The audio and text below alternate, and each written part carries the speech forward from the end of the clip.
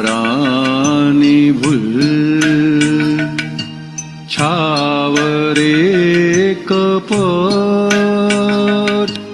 પોતાની એ કોઈ ભૂલ કોઈને ના જણાય.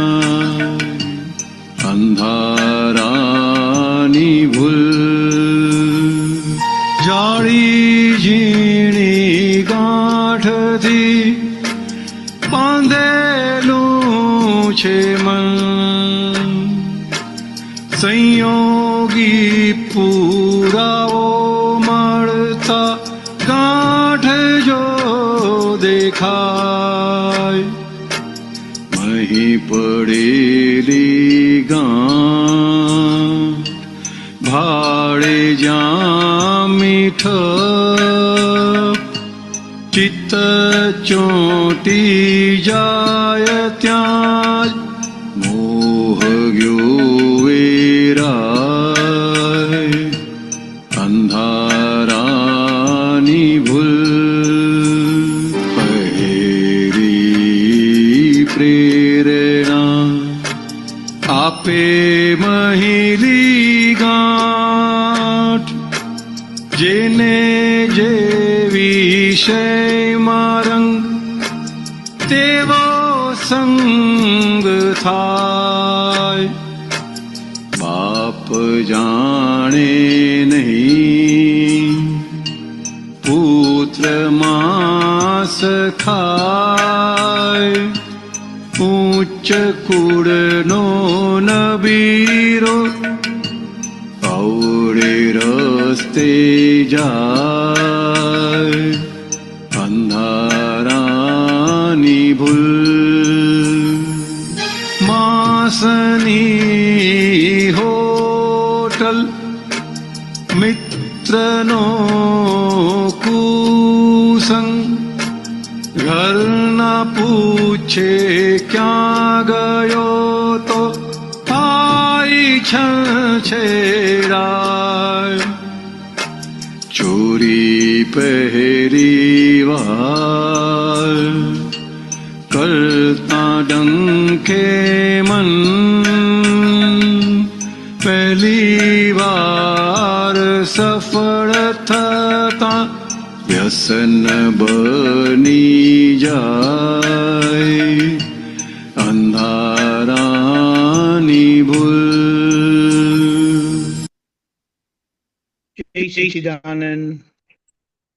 અંધારાની ભૂલ એટલે અજ્ઞાનમાં થયેલી ભૂલ ખુલ્લી કરી શકાય નહીં અને અંદરથી મીઠાશ રહ્યા કરતી હોય તે હંમેશા એને છાવર્યા કરે કપટ થકી.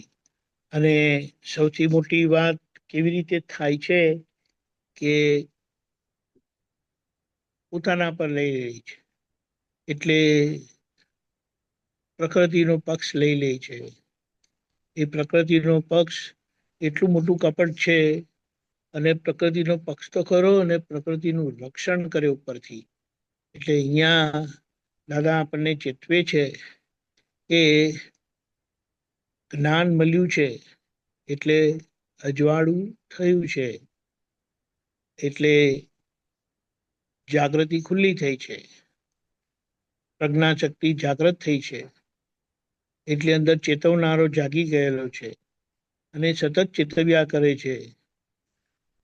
એટલે હવે જેમ જેમ અને જેટલો આપણો ઉપયોગ એટલે કે એ જાગૃતિનો આપણે ઉપયોગ કરી જાણવો, એ જાગૃતિને પોતાની ભૂલો પર કેન્દ્રિત કરવી, એ આપણા ભાગે આપણા નિશ્ચયના પક્ષે છે. એટલે આ મૂળ વાત છે કે અજ્ઞાનમાં થયેલી ભૂલ, અંધારાની ભૂલ, એ કારણ કે હજી ડિસ્ચાર્જ માલિકી ભાવ, ડિસ્ચાર્જ અહંકાર, ડિસ્ચાર્જ માલિકી ભાવનો છે. હું કરેલું મારા પણે ખાલી થાય એટલે એ ડિસ્ચાર્જ માલિકી ભાવ કપટ કરાવે, પ્રકૃતિનું રક્ષણ કરાવે, પોતાની ભૂલ કબૂલ ના કરે. અને અહીંયા સરસ એમ કીધું છે કે આપણે ભૂલ કબૂલ ના કરીએ, એક્સેપ્ટ ના કરીએ, આલોચના ના કરીએ, તો અંદરની ભૂલને ખબર પડી જાય, અંદરની નબળાઈને ખબર પડી જાય કે માલિક બારણું ખોલતા નથી અને આપણને પૂરી રાખે છે, સાચવી રાખે છે, જાણે કઈ આપણી શક્તિ હોય એવી રીતે. એટલે પછી એને એક જ વખતનું રક્ષણ, આ દાદાના શબ્દો છે, એક જ વખતનું રક્ષણ કરે ને એમ કે 20 વર્ષ આયુષ્ય વધી જાય એ દોષનું. હવે વિચાર કરો, વારંવાર જ્યારે એ દોષનું રક્ષણ થાય, અનુમોદન થાય, કપટ કરીને પણ એને ઢાંકે, તો એનો ક્યારે ઉકેલ આવે? છતાં આપણને અક્રમ વિજ્ઞાન મળેલું છે. અક્રમ વિજ્ઞાન એટલું બધું સમર્થ છે, શક્તિશાળી છે, સીધો પરમાત્મા યોગ છે. એટલે જેવો અને જ્યારે ઉપયોગ શરૂ થયો એટલે જાગૃતિને એક જગ્યાએ દોષ પર કેન્દ્રિત કરી નથી કે હળહળાટ બધા દોષ જવા માંડે. અહીંયા એક બહુ સરસ વાત કરી છે કે આપણું મન છે એ નાની મોટી ગાંઠોથી બનેલું છે. દાદા કે અમારું મન ઓલમોસ્ટ સમયવર્તી થયેલું છે, એટલે તીર્થંકર ભગવાનની કોટીનું થયેલું છે. ત્યારે તમારું મન એટલે મહાત્માનું મન એમ કે ગંઠાળ હોવાના કારણે, ગાંઠો વાળું હોવાના કારણે સંયોગ પતી જાય, સંયોગ પાસ થઈ જાય, અને છતાં આપણું મન તેનું તે જ વિચાર કરે, ચિત્ત ત્યાં ને ત્યાં જયા કરે. એ એનું પ્રમાણ છે, એનું માપ છે. તો કે જેવા સંયોગો ભેગા થાય વ્યવસ્થિતના હિસાબથી કે ગાંઠ દેખાય એટલે ગાંઠ ખુલ્લી થાય છે. હવે અહીંયા એમ કીધું કે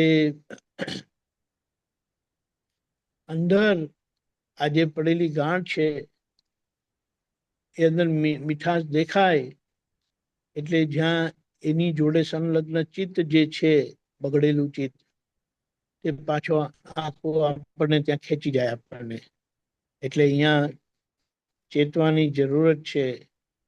કે એના અહીંયા એક બહુ સરસ વાક્ય છે દાદાનું કે પ્રેરણા થઈ અને અટક્યો તો મુક્ત થાય.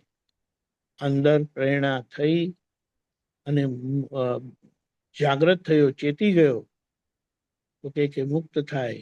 એટલે અહીંયા જે બીજા ફકરામાં આવે છે ને, પહેલી પ્રેરણા આપે મહિલી ગાંઠ, એ પ્રેરણા આપતા જ આપણે એની અંદર જોઈ લઈએ શુદ્ધાત્મા દ્રષ્ટિએ કે આપણને ક્યાં લઈ જાય ને કેવી ગાંઠ છે.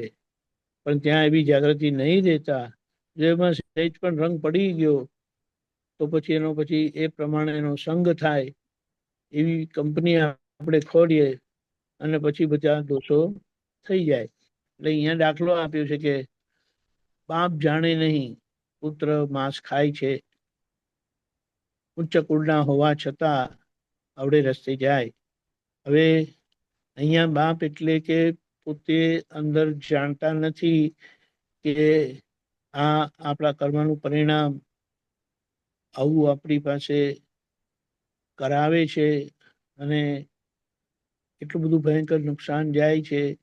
દાદાએ કીધું છે કે જે માંસાહાર કરે છે, મંદિરાપાન કરે છે, એ લોકોને એટલું બધું આ જ્ઞાન ઉપર આવરણ આવે છે. અને જો અહીંયા ચેતી જાય, આ 3 વસ્તુ માટે દાદાએ નિષેધ કીધું છે કે આ 3 વસ્તુમાં ચેતતા રહેજો. પરસ્ત્રી ગમન,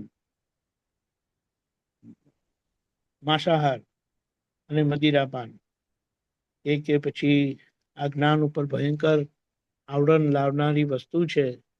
એને ક્યારે ટેકો ના મળે, એની જાગૃતિ રાખીને એની પર બરાબર ફોકસ રાખવાનું છે કે આ તો નહીં જ, ગમે તે થાય. એટલે પછી એવા લોકોને એવા મિત્રો પણ મળી આવે ને પાછું ઘરમાં પૂછે કે ક્યાં ગયો તો તરત ઉકળી પડે. પોતાની ભૂલ પકડાય એ કોઈને પોસાતું નથી, એટલે કહેવું પડે એટલે આપણે સમજી લેવાનું કે કોઈ ક્યારેય પણ જો તમે કોઈ ભૂલ નથી કરી તો તમે તરત કીધું હું તો અહીંયા જ ગયો હતો, આમના ઘરે ગયો હતો. પણ એવું નહીં હોય તો બાના કાઢ છે. એટલે કીધું અહીંયા કે ચોરી કરી. જો પહેલી વખત તો ભૂલ કરે ને તો આપણું સ્વાભાવિક અંદરની મશીનરી એવી છે કે આપણને એ ચેતવે જ. એટલે અંદર ડંખ થાય જ મનમાં કે આ ભૂલ થાય છે. પણ જો ત્યાં નહીં ચેતે તો પછી એની આદત પડી જાય. અને આદત પડી ગયા પછી બહુ ઉપયોગ મૂક્યા પછી પણ એમાંથી બહાર આવવું એક પ્રકારની લાચારી થઈ જાય છે. લાચાર ના થાય ત્યાં સુધી આપણે જાગ્રત રહીને એને કાઢી મૂકવાનું છે એ સમજણ સાથે. એટલે આ વાત છે. જય સચ્ચિદાનંદ. આજે 20 તારીખથી પર્યુષણ શરૂ થાય છે.